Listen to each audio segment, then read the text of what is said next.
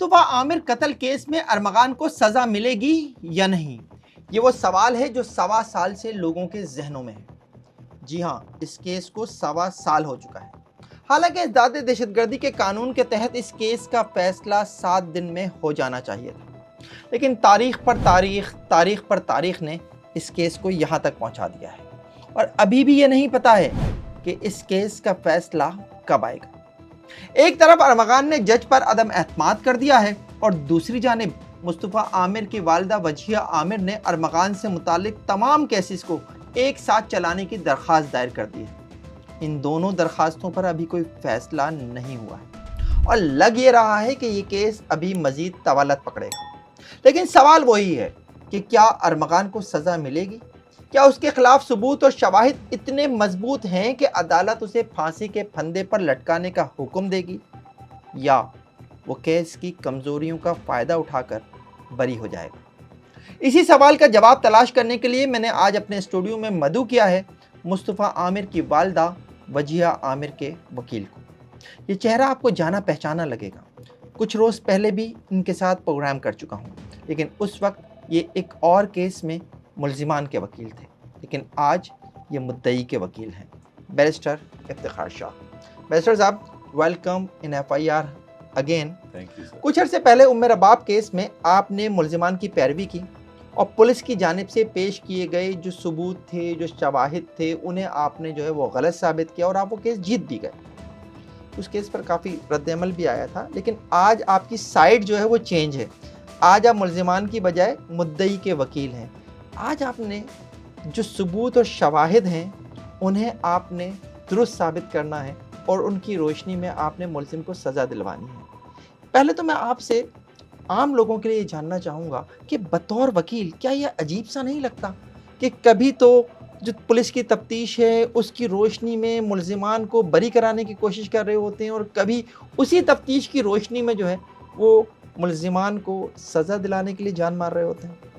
Sir, पहले तो हम वकील हैं, प्रोफेशनल, तो हमें हर तरीके के क्लाइंट्स और हर कंप्लेंट साइड भी अप्रोच करती है, अक्यूज साइड भी अप्रोच करती है। तो हमें सबसे पहले जब कोई केस लाके देखता है तो हम केस को देखते हैं, समझते हैं। पहले तो मैं स्पेसिफिकली दिली तौर पे अगर सेटिस्फाई होता हूँ कि ये सही केस है और मैं वाकई इसके लिए खड़ा हो सकता हूँ, तो फिर ही मैं वो केस लेता हूँ। तो जैसे कि ये मुस्तफ़ा आमिर का केस जो है, ये भी ऐसा ही केस है जो ये मैंने सोच समझ के और फिर लिया।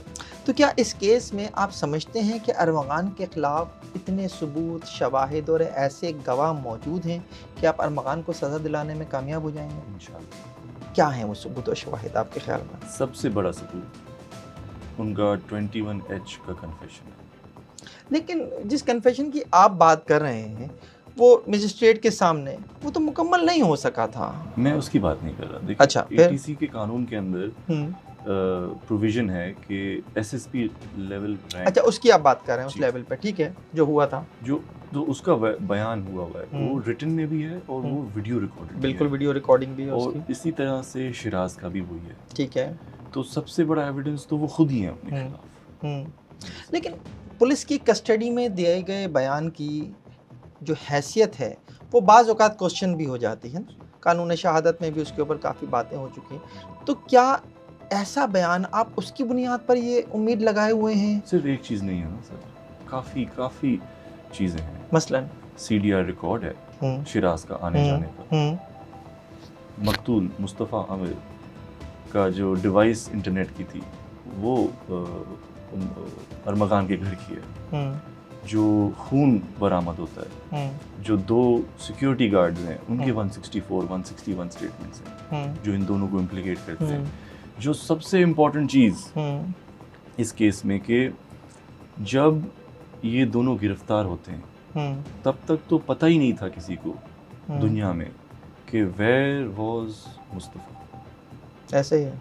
और वो ये इनकी इंफॉर्मेशन पे पता चला कि वो किधर है, कैसे उनकी मौत वाक़ई हुई। वो जगह जाके उन्होंने दिखाई कि सर ये देखिए ये जगह है जहाँ पे ये वाक़या पेश है। उम्मे रुबाब केस में आपका स्टैंड था कि जो मोटिव है केस का वो ऐसा नहीं है कि सरदार जो हैं वो मेरे बाप के भाई और कज़न को कत्ल करने का हुक्म दे देते।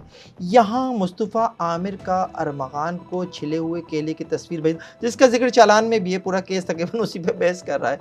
क्या वो मोटिव इतना था, ऐसा था इम्पोर्टेंट कि अरमगान उसे कत्ल कर दे, और पूरा केस इसी पे बेस करता है? जी देखिए, जो मोटिव की बात है, आप देखिए मोटिव में सिर्फ एक बंदा नहीं है, 2 लोग दिखाए गए, और जुमा को भी बुलाया गया, उसको भी मारा गया उधर, उसका खून भी वहाँ से बरामद हुआ, और सिमिलरली मुस्तफ़ा को भी बुलाया गया, और मुस्तफ़ा ने अपने दोस्त को भी मैसेज किया, वॉइस नोट भेजा जाने से पहले कि मैं जा रहा हूँ आर्मी के घर, उसके बाद आता हूँ आपके पास।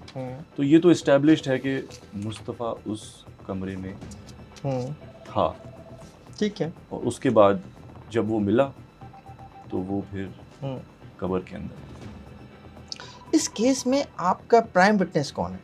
प्राइम विटनेस इस तरीके से पिन पॉइंट करना जो है काफ़ी मुश्किल है इस केस के अंदर। इस केस में देखिए ना, सर्कमस्टांशियल एविडेंस काफ़ी है। जैसे मैं आपको लिस्ट दे रहा था, तो उसमें लिस्ट में ये भी है कि डंडा भी बरामद होता है, फोल्डिंग स्टिक जो थी। वहाँ पे जो लोकल लोग हैं, देखिए हब दुरेजी का इलाका है, वहाँ पे जो लोकल लोग हैं, ये वापसी के दौरान उनको वहाँ पे देखते हैं कि ये होटल पे चाय पीते हैं। क्या कर रहे थे ये लोग वहाँ पे? पैदल वापस आए हैं, बीच में लिफ्ट्स लेते हुए आए हैं, सुजुकी पे वापस आए हैं, वो रेंजर्स की चौकी पे पोस्ट पे सीसीटीवी है, जाहिर हो रहा है। तो ये जो इन्फॉर्मेशन जो पुलिस को दी, ये किसने दी? ये दोनों ने दी, और उनकी इन्फॉर्मेशन ठीक साबित हुई पुलिस की तफ्तीश के अंदर। तो देखिए, आपने कहा सबसे ज़्यादा इस केस में क्या इम्पोर्टेंट है, तो मेरे हिसाब से सबसे ज़्यादा इम्पोर्टेंट उनकी खुद की स्टेटमेंट्स हैं कि वेयर इज़ मुस्तफ़ा, लापता आदमी, और आपकी इन्फॉर्मेशन में पता चलता है। मतलब एक क्राइम किया है जिसको फ़हीम साहब किसी को नहीं पता कि वो किधर है, कैसे है। मुल्ज़िम को ही पता होगा ना, जिसने उसके साथ कुछ किया होगा, वही बताता है कहाँ है। इसकी ये वाहिद एक्सेप्शन है कानूनी शहादत के अंदर कि अगर आप पुलिस को कोई अक्यूज्ड पुलिस की कस्टडी में कोई इन्फॉर्मेशन देता है तो वो काबिल कबूल होती है, अगर वो डिस्कवरी के शेप में आती है, कि मतलब ऐसी कोई इन्फॉर्मेशन जो पहले पुलिस के पास नहीं थी और वो मुल्ज़िम के बताने पे मिलती है, तो ये बहुत स्ट्रॉन्ग एविडेंस होता है। ये एक एविडेंस पे ही सुप्रीम कोर्ट सज़ा देती है। ऐसी मिसालें कई हैं कि सिर्फ एक इस एविडेंस पे कि लापता था, मुल्ज़िम ने बताया, पता चल गया फलाने नाले में, फलानी जगह दफन, सज़ा। तो साहब मुझे ये बताइएगा कि आप बेस कर रहे हैं जो दौरान कस्टडी बयान है, वही अरमगान को पुलिस की ही ये कोशिश थी कि वो एतराफ़ जुर्म कर ले, और उसका जो है वो बयान रिकॉर्ड करने के लिए उसे मजिस्ट्रेट के पास लेकर भी जाते हैं, और वहाँ पर बयान रिकॉर्ड नहीं हो पाता, बावजूद नहीं हो पाता। मकान शुरू करता है, रुक जाता है, मना कर देता है, और फिर बाद में जब चार्ज फ्रेम हुआ है उस वक्त भी वो मना कर रहा है उससे। तो फिर केस कहाँ खड़ा है? देखिए, जो वो मजिस्ट्रेट साहब का ऑर्डर है जिसमें उसने कन्फेशन रिकॉर्ड करने से इनकार कर दिया, उसमें अगर आप पढ़ेंगे उस ऑर्डर को, तो उसमें पूरा कन्फेशन तो लिखा हुआ है। यहाँ तक भी लिखा हुआ है कि मैं उसे मारना नहीं चाहता था, लेकिन जो अल्लाह की मर्जी, यहाँ तक लिखा हुआ है। जी, तो देखें, बात यह है कि इनके सिर्फ कन्फेशन को हटा भी दें, दूसरी शवाहिद तो है।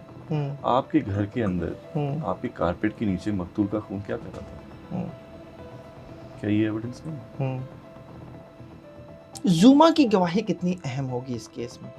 बेसिकली कहानी तो जुमा से ही शुरू हुई है, न्यू ईयर नाइट पे जो कुछ हुआ। कहानी सिर्फ और सिर्फ मोटिव की हद तक है, और मोटिव, जैसे मैंने पहले भी आपको बताया था, motive is only for punishment. कितनी पनिशमेंट दी जाए, डेथ पेनल्टी या लाइफ।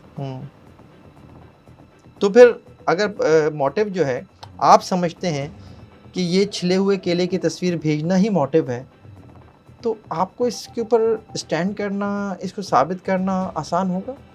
देखिए, साबित तो अभी अदालत में होना है, इसलिए मैं कह रहा हूँ आसान होगा आपके लिए साबित करना? ये मुश्किल फीट है, पर इंशाल्लाह हम कामयाब होंगे इससे। जुमा से कहानी शुरू होती है, जो न्यू ईयर नाइट पे जो कुछ हुआ, उसके बाद जो है वो तस्वीर वो जो भी चालान में लिखा हुआ है भाई यहाँ बयान भी नहीं कर सकता। उसके बाद वो शायद मुस्तफ़ा आमिर को बताती है एज़ पर चालान, एज़ पर पुलिस की कहानी। मुस्तफ़ा आमिर उसे छिले हुए केले की तस्वीर भेज देता है। उसके बाद जुमा को बुलाता है अरमगान और उसके ऊपर तशद्दुद करता है। इस केस में क्या आपको ये मिसिंग नहीं लगता कि जुमा पर जो तशद्दुद किया अरमगान ने उसकी कहीं कोई FIR नहीं है? इससे कहीं आपके केस पर असर पड़ेगा?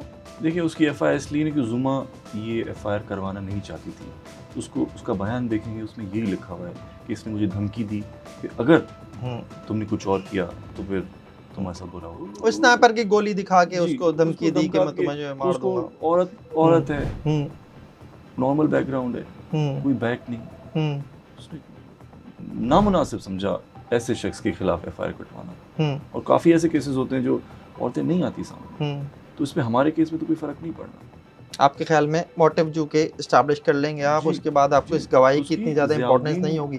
जो गवाहों की फहरिस्त थी, इब्तिदाई फहरिस्त जो थी, उसमें जो जुमा का लिस्ट में नाम था वो 4थे नंबर पर था, लेकिन अब जब मैं देखता हूँ तो वो 13वें नंबर पे आ चुका है। इसका मतलब है कि जो पुलिस भी समझ रही थी कि बहुत अहम गवाह है, शुरू में इसे रखना था, वो उन्होंने भी इसे नीचे डाउन किया है। नहीं सर, पुलिस चालान की लिस्ट बनाती है जिसमें तमाम गवाहों के नाम होते हैं। तो है मेरे पास वो लिस्ट। तो फ़हीम साहब वो कभी ऊपर करते हैं, कभी नीचे होते हैं, कॉपी पेस्ट होते हैं। तो इसमें कोई अहमियत बज़ाहिर नहीं होती, उस सीक्वेंस में नहीं होते, ये बस पुलिस के हिसाब से होता है। अच्छा, चलें अब ये बताइए इस केस में जो अहम गवाह हैं अरमगान के वो ज़ाती मुलाजमीन जिन्होंने कालीन पर से मुस्तफ़ा आमिर का खून साफ़ किया था, पुलिस ने उन्हें मुलजिम बनाने की बजाय गवाह बनाया, उनका बयान रिकॉर्ड कराया और उसके बाद वो दोनों अपने जो है वो आबाई इलाके में जा चुके हैं।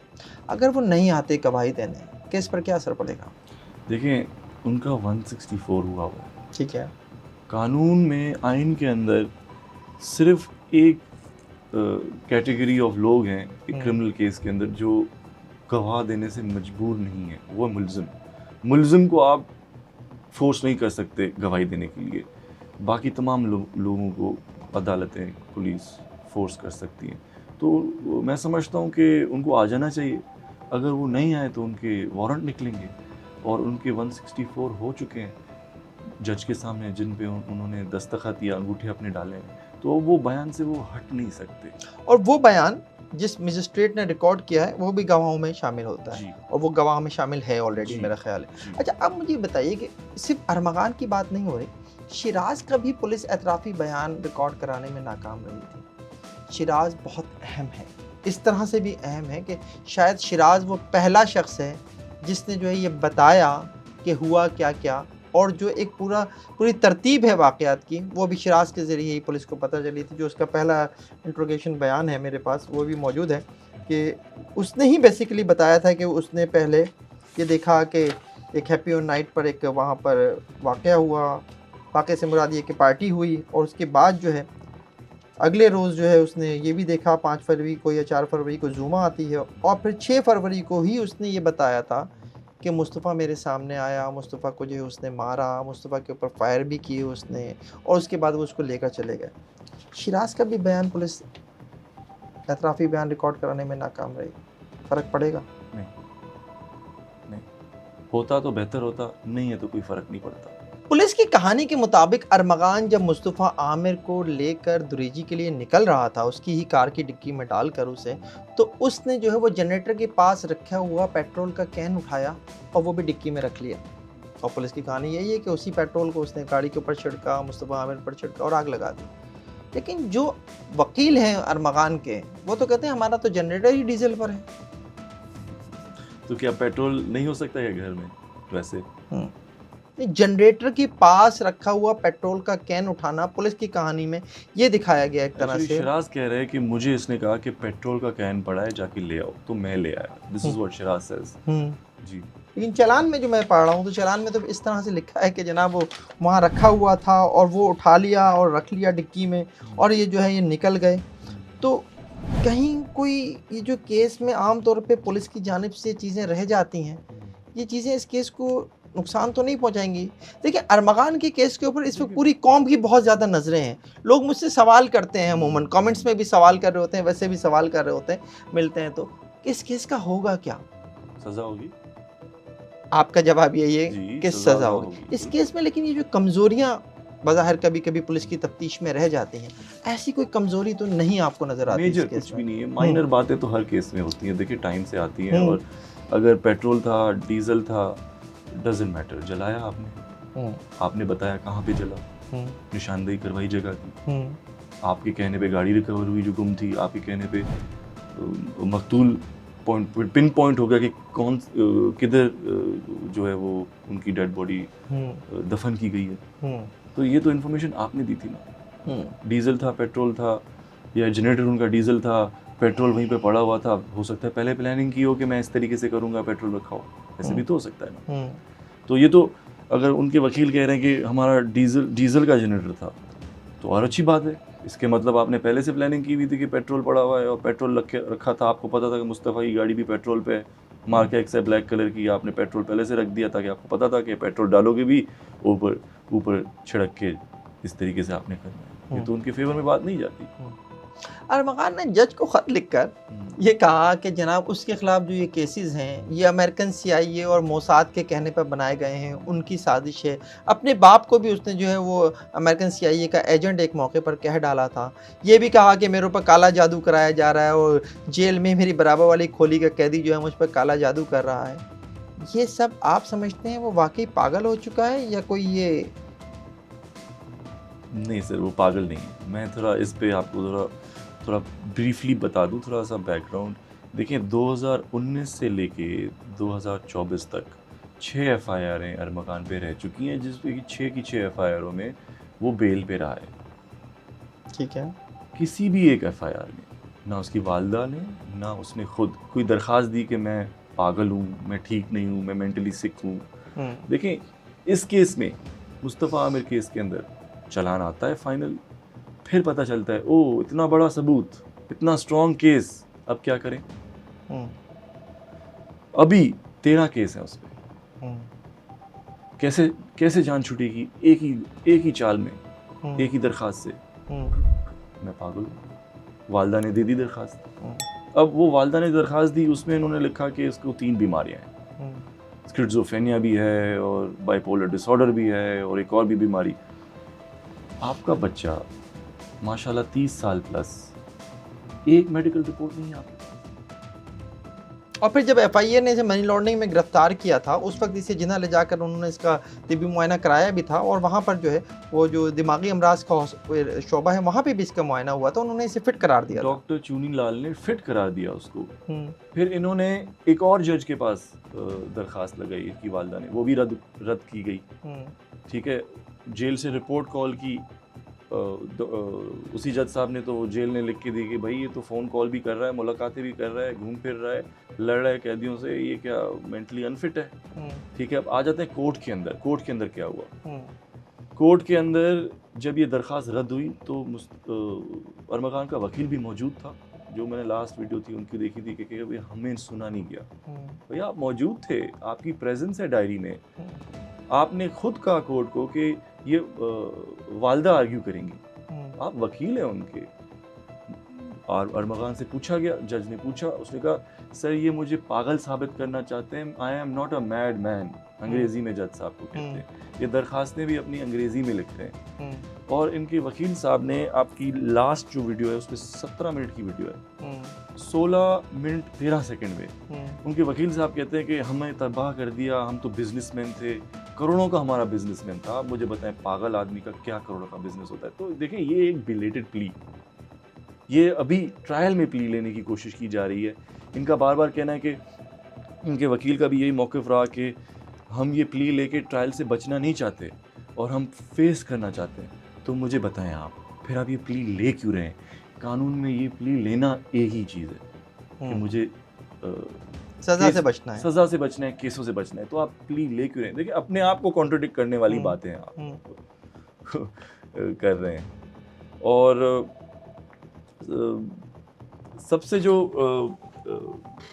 इम्पोर्टेंट बात है, आपकी पुराने जज ने भी, दूसरे जज ने भी दरख्वास्त रद्द कर दी, इस जज ने भी दरख्वास्त रद्द की।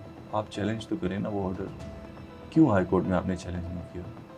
आप एक प्ली ले रहे हैं, प्ली लेके फेवर नहीं आया, छोड़ दिया उसको। वो तो कहते हैं कि सिंध हाई कोर्ट से सारे जो ऑर्डर्स हैं वो अरमगान के ख़िलाफ़ आ जाते हैं, आपके फेवर में आ जाते हैं। जो तमाम केसेस हैं अरमगान के वो एक साथ चलाने के लिए दरख्वास्त आपने यानी वज़ीर आमिर की जानिब से दायर की गई और उस पर जो जजमेंट आया यानी ऑर्डर आया कि हाँ तमाम केसेस एक साथ चलाए जाएँ, उनका ये कहना है कि इंसदाद दहशतगर्दी एक्ट में ये इख्तियार सिर्फ चीफ जस्टिस को है। बिल्कुल गलत। चीफ जस्टिस का जो लिखा हुआ है, बिल्कुल ये लिखा हुआ है ATC एक्ट के अंदर कि अगर कराची का केस हैदराबाद भेजना है तो वो चीफ जस्टिस भेजेगा। ठीक है। अगर कराची का केस कराची के अंदर ट्रांसफ़र करना है तो एडमिनिस्ट्रेटिव जज कराची डिवीज़न का करेगा। तो वो इकबाल करोड़ो साहब बिल्कुल थे, जहाँ आपने दरख्वास्त लगाई और जहाँ से ऑर्डर हुआ जी, उन्हीं के पास ऑर्डर गया। अगर हैदराबाद में कोई केस है और कराची ट्रांसफर करना है तो फिर चीफ जस्टिस के पास जाना है। ज़रा कानून को उनको पढ़ना चाहिए, देखना चाहिए। अगर हमारा ऑर्डर हमारा लिया हुआ ऑर्डर इलीगल है तो सुप्रीम कोर्ट चले जाएं। आपके नज़दीक क्या वजह थी जो आपने दरख्वास्त लगाई वज़ीर आमिर की तरफ से कि तमाम केसेस जो हैं वो एक साथ चला दें दिया? मैं आपको थोड़ा बैकग्राउंड दूं मुस्तफ़ा आमिर के ट्रायल का। देखें, सबसे पहले ये जब ATC अदालत में चला तो वहाँ पे जज वेकेंट था। ठीक है। तो पहली ट्रांसफ़र लगाई गई। ठीक है। फिर आ गया ये एक जज साहब के पास जो दौरान प्रोसीडिंग्स फौत हो गया, इंतकाल हो गया। ठीक है। फिर दोबारा ट्रांसफ़र लगाई गई। फिर ATC कोर्टें ख़त्म कर दी गई। फिर जिस कोर्ट में ये गया तो वो वेकेंट थी। तो फिर तीसरी ट्रांसफ़र दरख्वास्त लगाई, वो यहाँ पे आ गई। और हर वक्त हमारा यही होता था कि कोर्ट खाली है, आप लिहाजा इस केस को किसी अदालत में भेजें जहाँ पे कोर्ट है। तो ये जो होता है ना, ये एडमिनिस्ट्रेटिव ग्राउंड होता है, ये मेरिट पे नहीं होता। इस पे नोटिस कोर्ट को शाया करना ज़रूरी नहीं होते कि अदर साइड को कोई नोटिस किया जाए। हमने पहले वो ये बात भी उठाते हैं कि उन्हें तो कोई नोटिस ही नहीं हुआ और ऑर्डर्स हो गए। तो सर फ़हीम साहब, पहले भी तो 3 दफ़ा ट्रांसफ़र करवाया था हमने केस। आपने कभी एतराज़ किया? नहीं, आपने कभी एतराज़ नहीं किया, क्योंकि ये एडमिनिस्ट्रेटिव ग्राउंड है, कोर्ट खाली है। हक है हर किसी का कि उसको कोई ऐसी कोर्ट में भेजा जाए जिस पे जज तो बैठा हुआ है कम अज़ कम। अब रही बात आपके सवाल की कि हमने ये केसेस इधर क्यों ट्रांसफ़र कराएं या कैसे ट्रांसफ़र कराएं, तो जो केसेस ये ट्रांसफ़र हुए हैं ये इसलिए हुए हैं, 2 रीज़न्स। नंबर 1 कि जिस अदालत में ये थे वो अदालत भी वेकेंट थी, खाली थी। और मेन केस इनका पेंडिंग था ATC 7 ज़ीशान अख्तर साहब के पास। ठीक है। इसलिए हाई कोर्ट ऑफ सिंध ने इसको यहाँ पे ट्रांसफ़र कर दिया। अब कानून हमें इजाज़त देता है कि हम दरख्वास्त फाइल करें कि मल्टीपल FIR जो कनेक्टेड हैं वो उनका एक ट्रायल हो। अब उसका विजडम यही है ताकि कॉन्फ्लिक्टिंग जजमेंट्स ना आए, कोर्ट का टाइम ज़ाया ना हो, सरकार का टाइम ना ज़ाया हो। जी, ये तमाम चीज़ें मेरी दरख्वास्त में लिखी हुई हैं और आपकी लास्ट वीडियो में डिटेल में आपने बताई हैं, तो मैं दोबारा वो रिपीट नहीं करूँगा। अब अगर ये ऑर्डर जो आपकी दरख्वास्त पर अभी हुआ नहीं है, आपने दरख्वास्त लगाई है, और साथ ही जो है अरमगान ने जज पर अदम एतमाद कर दिया और उसने कहा है कि मेरे तमाम केसेस जो हैं इस अदालत से ट्रांसफ़र कर दी जाएँ क्योंकि मुझे आप पर एतमाद नहीं है। आप वज़ीर आमिर से मिल गए हैं और मुझे शुबा है कि आप मुझे सज़ा सुना देंगे। ये जो जज पर अदम एतमाद की दरख्वास्त है या आपकी जानिब से जो दरख्वास्त है कि जनाब तमाम केसेस एक साथ चलाए जाएँ, इन पर अगर फ़ैसला जो है वो दोनों मुस्तरद हो जाते हैं तो क्या होगा? देखिए फ़हीम साहब, इस अदालत के पास ATC 7 के पास पावर ही नहीं है कि वो इस केस को ट्रांसफ़र करे। ठीक है। ये पावर सिर्फ हाई कोर्ट ऑफ सिंध के पास। ठीक है। तो एडमिनिस्ट्रेटिव जज के पास। तो अगर इनको कोई तकलीफ है तो जाएं उधर। इस जज साहब के पास दरख्वास्त लगाने का कोई तुक ही नहीं बनता, क्योंकि ये कुछ कर ही नहीं सकते। अब इनको कह रहे हैं ये लोग कि आप रेफरेंस करें, तकलीफ भी आपको, वो तकलीफ दूर भी कोई और करे। तो देखें, आपके पास रेवेन्यू है, आप चले जाएं सिंध हाई कोर्ट। रही बात हमारी दरख्वास्त की, तो आर्ग्यूमेंट्स होंगे, हम करेंगे, हर डेट पे जाते हैं। डिले तो इनके एंड से, उनकी तरफ से कैसे डिले है? आप डायरीज उठा के देखें केस की, एडजर्नमेंट इनकी तरफ से आती है। केस ये नहीं चलाते, लास्ट डेट पे ये मौजूद नहीं होते। केस मौजूद होते हैं तो लेट आते हैं, फिर केस चलता ही नहीं है इनकी तरफ से। ऐसे कितनी बार हुआ होगा? कम से कम 4 हाजिरियों पे जो मुझे याद है। इससे ऊपर हो सकती हैं पर 4 से कम नहीं है। इसमें ये नहीं चलाते केस। तो आपको क्या लगता है कि ये केस अभी मजीद तवालत पकड़ेगा, इसी तरह तारीख पर तारीख चलेगी? इनकी भरपूर कोशिश होगी डिले करें। हमारा मौक़िफ़ यही है कि जल्द से जल्द चलाएंगे, हमारी तरफ से कंप्लेनेंट साइड से कोई डिले नहीं है। मुस्तफ़ा आमिर के खिलाफ वीट की स्मगलिंग का एक मुकदमा भी था, क्या वो मुकदमा जो है इस केस के फैसले पर असरअंदाज हुआ? देखिए, मुस्तफ़ा आमिर या कोई भी आदमी हो, कैसा भी हो, कुछ भी हो, क्या ये किसी को वजह देता है कि कानून अपने हाथ में लेके उसको इस तरीके से बेदर्दी से छोटी सी वजह पे ऐसा खौफनाक वाक़या करे? कतन नहीं। तो ये तो केस के मेरिट पे कुछ नहीं होगा, इससे कोई फर्क कुछ नहीं कोई पड़ेगा। फर्क नहीं होगा। अच्छा बैरिस्टर साहब ये बताइए कि अगर अरमगान की ये दरख्वास्त कि मुझे जो है जज साहब के ऊपर एतबार नहीं है, वो तो आपसे डील का भी इल्ज़ाम लगाते हैं कि जनाब आपकी और जज साहब की डील हो गई है, उसके तहत जो है वो आप सज़ा, जज साहब जो सज़ा भी सुना देंगे वजीह आमिर को खुश करने के लिए। तो अगर केस ज़ीशान अख्तर साहब के पास नहीं चलता, किसी और जज के पास चला जाता है, तो इसका अरमगान को कोई फ़ायदा होगा या आपको कोई नुकसान होगा? सर, हमें कोई एतराज़ नहीं है। मतलब आपको कोई एतराज़ नहीं है? हमें कोई एतराज़ नहीं है, कोई और जज हो, हमें कोई एतराज़ नहीं है। ये जो इल्ज़ाम वाली बात है, ये तो ऐसे ही इल्ज़ाम है जैसे इसके वालिद साहब ISI के एजेंट थे या मुसाद के अमेरिकन CIA के एजेंट थे, या उस ख़त में जो बातें लिखी हुई थी अलूफ किस्म की, तो ये भी इसी किस्म की इमेजिनरी बात है जो इमेजिनेशन में होगी पर रियलिटी में कुछ भी नहीं है।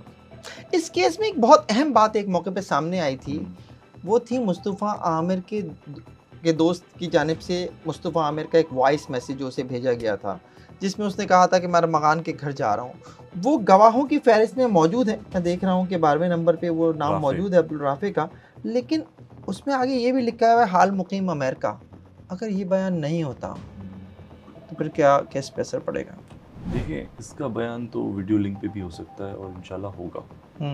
अगर उसको मतलब कोई थ्रेट वगैरह या कोई प्रेशराइज नहीं किया जाता तो वो तो बयान उसका है वैसा ही रहेगा। और उसका बयान इम्पोर्टेंट इसलिए क्योंकि उसको वॉइस नोट आया था मुस्तफ़ा आमिर की जानिब से कि मैं अरमान काले के घर जा रहा हूँ, वहाँ से फ्री होके आता हूँ तो तुम्हारे से मिलता हूँ, तुम भी शावर लेके वहीं आ जाना, इस तरह का कोई मैसेज था। ठीक है, तो अगर ये बयान नहीं भी होता या होता है, दोनों सूरतों में आप समझते हैं कि केस पे कोई असर नहीं पड़ेगा? ये तो बयान होगा इंशाल्लाह, और ये तो बयान अहम है टू इस्टेब्लिश के वो वहाँ पे गए थे। ओके।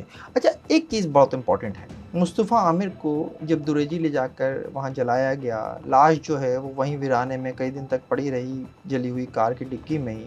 दुरेजी पुलिस ने उसे जब बरामद किया तो बाकायदा उन्होंने वहाँ पे उसका एक केस दर्ज किया। अब अगर पैरेलल वो केस भी चलता है, एक केस में एक जुर्म में 2 सज़ाएँ नहीं हो सकती, तो फिर क्या होगा?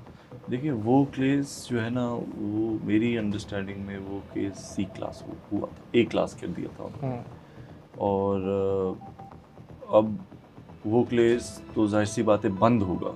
देखिए, FIR तो हर किसी केस में 7-8 भी कट सकती हैं, 10 भी कट सकती हैं, पर पैरेलल नहीं चल सकते, तो केसेस को फिर C क्लास किया जाता है, मतलब कैंसिल कर दिया जाता है, और फिर उसका जो एविडेंस है वो फिर मेन केस में शामिल। तो आपको मिल गया दुरेजी से एविडेंस आपके केस? एविडेंस की जो फाइल है दुरेजी के केस की, पुलिस फाइल, वो IO साहब उठा के इस केस का हिस्सा बना चुके हैं, बट ऑफिशियली अब कोर्ट की तरफ से वहाँ पे केस क्लोज होना है, तो वो अभी तक नहीं हुआ है। मैंने अभी पूछा था इस प्रोग्राम से पहले, तो वो अभी तक नहीं हुआ है। जी, वो अभी तक नहीं हुआ। तो अगर वो केस इसी तरह से पेंडिंग रहता है तो किसी वक्त ये प्ली ली जा सकती है ना, यहाँ पर अरमगान की तरफ से मेरा केस तो वहाँ पर भी है, यहाँ पर भी है। वो उस केस में he is not an accused, जो दुरेजी में केस है ना मालूम है वहाँ पे he is not an accused, मतलब जेल से प्रोडक्शन ऑर्डर नहीं जाता, उसको वीडियो लिंक पे नहीं पेश किया जाता, या अगर आप यहाँ के जेल की रिकॉर्ड निकाल के देखेंगे तो उसमें ये वो वाली FIR जो दुरेजी में कटी थी उसमें ये मुलजिम नहीं है, तो ये प्ली वो ले नहीं सकते। तो इसका मतलब है कि वो केस चलता है नहीं चलता है, आपके केस पे ऐसे कोई असर नहीं पड़ेगा। कोई अहम बात जो आप समझते हैं कि इस केस में रह गई हो, जो आप कहना चाहें? देखिए, अहम बात तो ये कि ये सवाल उठाया जा रहा है कि हमने फ्रॉडुलेंटली और हाई कोर्ट को मिसगाइड करते हुए केसेस को ट्रांसफ़र कर दिया जो दूसरे इनकाउंटर के केसेस हैं। तो देखिए सर, मैंने तो आपको बताया कि सर वो कोर्ट वेकेंट थी, तो एडमिनिस्ट्रेटिव ग्राउंड होता है कि कोर्ट खाली है, केस ट्रांसफ़र कर दो। और हमने उस दरख्वास्त में ये भी लिखा था कि हमें तमाम केसेस को मर्ज करवाना है, तो लिहाजा मर्ज करवाने के लिए तमाम केसों को एक ही अदालत में होना ज़रूरी है फर्स्ट। तो वो स्टेप लिया गया और इसमें तमाम जो हमारे फैसले जो हमने लिए वो कानूनी है, और किसी को कोई एतराज़ है तो उसको चैलेंज करें। और कोई एक फैसला भी, कोई एक ऑर्डर भी आपका आज तक चैलेंज हुआ है जो आपने हासिल किया अरमगान की जानिब से? आज तक कोई फैसला चैलेंज ही नहीं किया गया। आपको क्या लगता है कि अगर ये केस जो है वो चलाया जाए तो कितने दिन में इसका फैसला आ सकता है? असल ये सवाल है जो लोग जानना चाहते हैं, जिसका जवाब। देखिए, अगर अदालत चलाने पे आए और प्रोसिक्यूशन और अक्यूज सब चलाने पे आए तो मैं समझता हूँ ये 2 महीने के अंदर इसका फैसला आ जाना चाहिए। डे टू डे बेसिस पे इसको चलाया जाए। पर जिस तरीके से ये केस चल रहा है और जिस तरीके से मुल्ज़मान चाहते हैं कि ये केस नहीं चले, तो मैं नहीं समझता कि इतना जल्दी ये केस खत्म हो। आपको लगता है कि अभी सालों लग सकते हैं इस केस में? जिस तरीके से आप देखें ना, ट्रायल चलने ही नहीं देते ये लोग। चले, आपको एतराज़ नहीं है किसी जज पे तो आप लगाएं ना ट्रांसफ़र दरखास्त हाई कोर्ट में, क्यों नहीं लगा रहे? वाई? डिले टैक्टिक्स है आपके ख्याल में? डे 1 से डिले टैक्टिक्स। मिस्टर इफ्तिखार साहब, ये बताइए कि जब अरमगान गिरफ्तार हुआ तो उसके पास से बहुत सारी चीज़ें जो हैं वो फॉरेंसिक के लिए भेजी गई थी, जिसमें वो DVR भी था, जिसमें CCTV फुटेज जो है वो रिकॉर्ड हो रही थी। फुटेजेस आई, ये फुटेज आ गई कि वो पुलिस से मुकाबला कर रहा है, ये फुटेज भी आ गई कि मुलाजमीन जो हैं वो कालीन से खून साफ कर रहे हैं। वो फुटेज कहाँ है जिसमें मुस्तफ़ा आमिर को मारने का जो है वो उसी कमरे में मार रहा है जिसमें उसने मुकाबला किया है, जिसमें से कालीन पे से खून साफ हो रहा है? मुस्तफ़ा आमिर पे जो कुछ हुआ वो है ही नहीं वीडियो। इसके लिए पुलिस ने डाला सर सेक्शन 201, ठीक है, शवायद मिटाने का सेक्शन। ठीक है। तो जब वो गाड़ी जला सकता है और मुस्तफ़ा आमिर वो खुद को जला सकता है इतना दूर जाके, तो उसने एफर्ट्स तो की अपने क्राइम को छुपाने के लिए। तभी तो अपने जो 2 उसके जो सर्वेंट्स थे उनको बुलाया गया कि हम लोग सफाई करें, तो उसने CCTV डिलीट कर दी। और ये जो सफाई की वीडियो है ये तो फोरेंसिक वालों ने डेटा रिकवर किया है DVR से। ये ऐसे नहीं था कि DVR में मौजूद थी, इसको रिकवर करना पड़ा उनको। तो वो जो दूसरी वीडियोस है वो रिकवर नहीं हो पाई अनफॉर्चुनेटली। तो ये एक अजीब सी बात नहीं लगती कि वो इम्पोर्टेंट तरीन वीडियो वो रिकवर नहीं हो पाई, ये जो है रिकवर हो जाती हैं? देखिए, वो तो फोरेंसिक में आप चीज़ अपने फ़ोन से डिलीट कर देते हैं, वो तो फिर अब रिकवर करना उसका एक किस्मत की बात है कि कोई चीज़ रिकवर होती है, कोई चीज़ रिकवर नहीं। वैसे मैंने अभी तक आपको नोटिस किया है, आप इस उम्र रुबाब केस पे जिस तरह आप बात कर रहे थे, आज आप उस तरह बात नहीं कर रहे। ख़ास तौर पे जब मैं केस के मेरिट के ऊपर बात कर रहा हूँ तो आप बड़े शाय नज़र आ रहे हैं।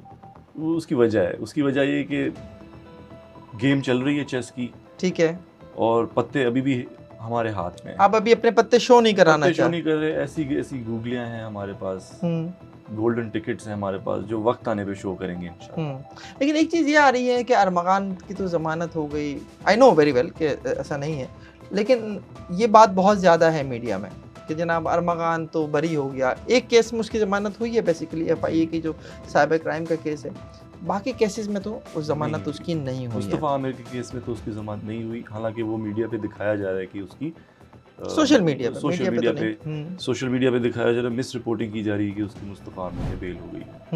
और जो हमारे फेवर में ऑर्डर आते हैं वो तो मीडिया उस तरीके से दिखाता ही नहीं है।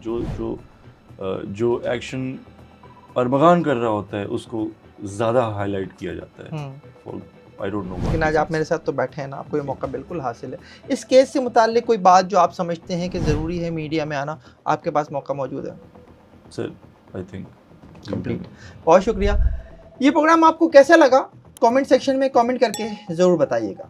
देखते रहिए FIR।